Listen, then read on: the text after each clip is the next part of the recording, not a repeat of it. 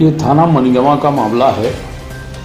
इस पे भारत कोल पिता कछीवा कोल निवासी हिनौती का रहने वाला है।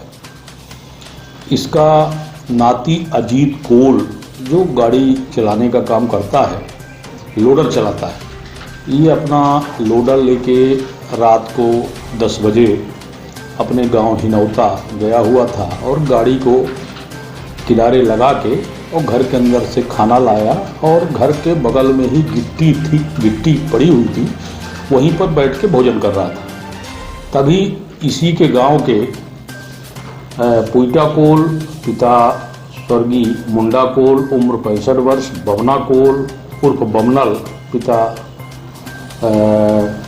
मुंडा कोल उम्र 42 वर्ष, सनी कोल पिता मुन्ना कोल उम्र 23 वर्ष, निवासी गुड़, ये तीनों लोग आते हैं और समय लगभग रात के 10:30 बजे का रहा है और अजीत से दारू पीने के लिए पैसे की मांग करते हैं। जब वो पैसा देने से मना करता है तो ये लोग उसे माँ बहन की भद्दी गाली देने लगते हैं। जब गाली देते हैं तो फिर उसने मना किया कि भाई हम दारू पीने के लिए पैसा नहीं दे रहे हैं और आप हमें गाली दे रहे हैं। तो इससे वो क्रोधित हो गए और लाठी से, हाथ मुक्का से अजीत कोल के साथ मारपीट करने लगे। और जब मारपीट हो रही थी तो वो सुरक्षा के लिए आवाज़ लगाया। तभी मृतक भरत कोल और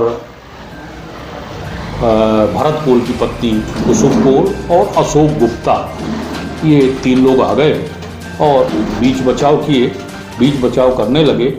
तभी जो है तीनों आरोपियों ने बुरी तरह से भारत कोल को और अजीत कोल के साथ मारपीट की और भारत कोल के सिर में बमना कोल ने लाठी से मारा, जिससे वो वहीं पर लहूलुहान हालत में गिर गया और हल्ला गुहार हुआ तो गांव के अन्य लोग आ गए तो ये वो मौके से वहीं से फरार हो गए।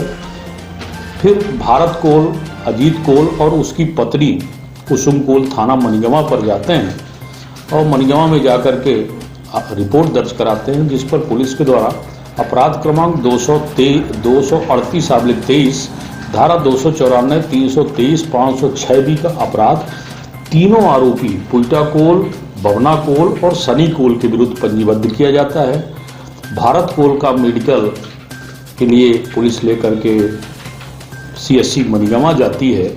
उसके सर में गंभीर चोट होने की वजह से उसे संजय गांधी अस्पताल में रेफर कर दिया जाता है और वहाँ से चोट ज़्यादा थी तो वो आकर के 17/5/23 की रात में ही रेफर होता है और उसका संजय गांधी अस्पताल में सर्जरी विभाग में उसे उपचार के लिए भर्ती कराया जाता है और 27/5/23 को उसके सिर में अत्यधिक चोट लगने की वजह से उसकी संजय गांधी अस्पताल में मृत्यु हो जाती है।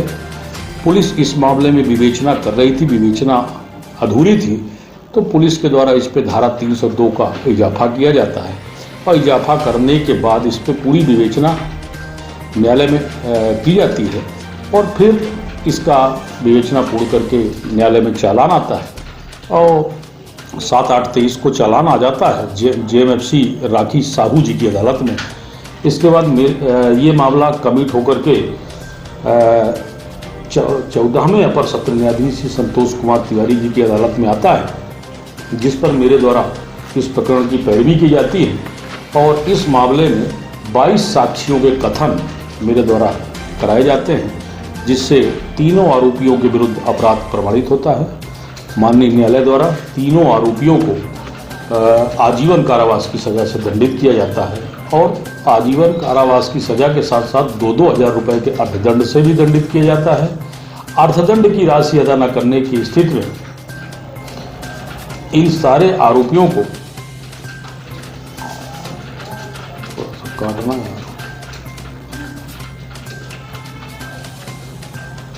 यही काटेगा थोड़ा, दंडित किया जाता है।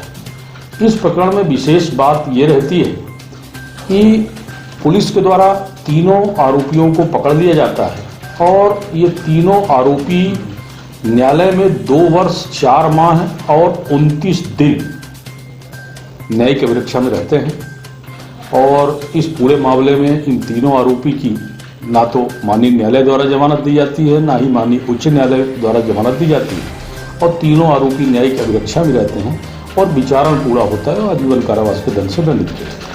ये घटना कहाँ की थी? घटना ग्राम हिनौता, मनगवा थाना क्षेत्र के अंतर्गत ग्राम हिनौता है। वहाँ पर रात 10:30 बजे दारू के लिए पैसा ना देने के लिए इतना बड़ा विवाद हुआ। ये भारत के घर के पास ही? हाँ, भारत कोल के घर के पास ही। आरोपी कौन कौन थे इसमें? आरोपी पुइटा कोल, पिता स्वर्गीय मुंडा कोल, बवना कोल उर्फ बवनल, पिता मुंडा कोल, उम्र 42 वर्ष, सनी कोल, पिता मुन्ना कोल, उम्र 23 वर्ष।